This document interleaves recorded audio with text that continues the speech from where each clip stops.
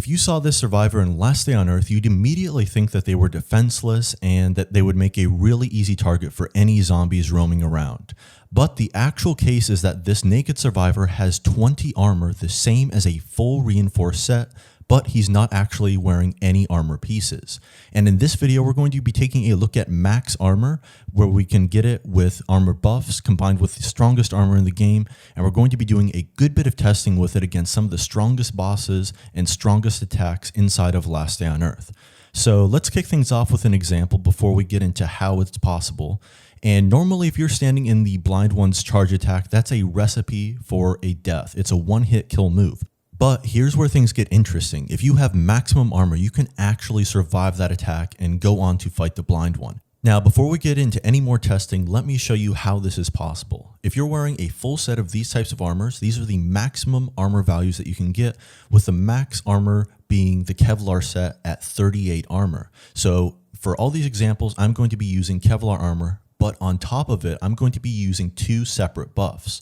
The first buff I'm going to be using is a fish dish. And to cook this, you need to get your hands on a perch, a carp, and a salmon as well. Now, the thing about this dish is that the fish's rarity actually affects the duration of the plus 10 armor, with bronze fish giving you 8 minutes, whereas goldfish gives you 20 minutes. So it's not that convenient because you're very limited to a specific time window.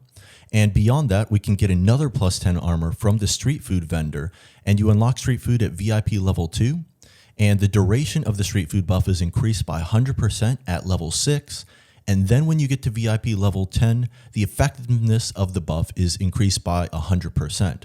So all of these combine to give you plus 10 armor for 4 hours if it's max leveled. Now, getting these extra buffs isn't really that easy, but there's a reason for it, and it's because it turns you into an absolute tank in Last Day. So let's get into a little bit more of the testing here. After I tested out the Blind One and was really surprised to see that I could survive that charge attack, I wanted to test out the Necrotic Hybrid in the lab, that yellow parasite triggered move that usually is a one-hit kill. And no surprise here, it's still a one-hit kill move. But I wanted to go on and test out the A2 boss, because when he's triggered at that HP point in the hard mode version of the lab, he does a one-hit kill stomp as well. And so I didn't move while the stomp was active. And as you can see, I actually survived the A2 boss's one-hit kill move there as well. So that's pretty cool, and I wanted to test this a little bit further, so I went on to Bunker Bravo.